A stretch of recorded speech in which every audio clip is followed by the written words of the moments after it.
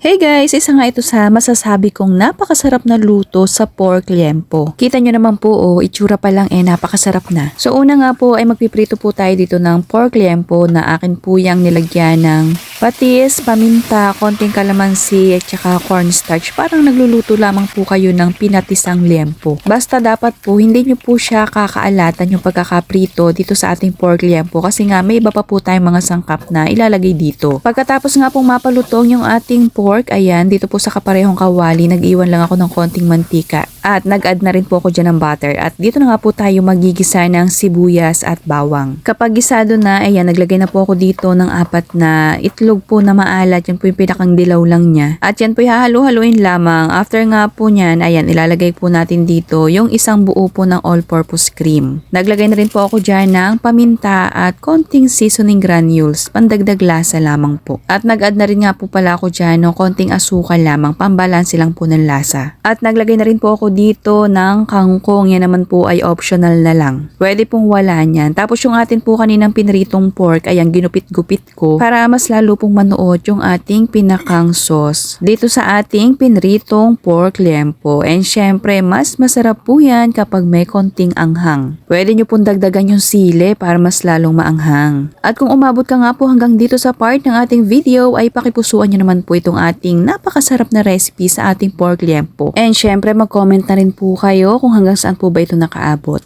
Serve and enjoy!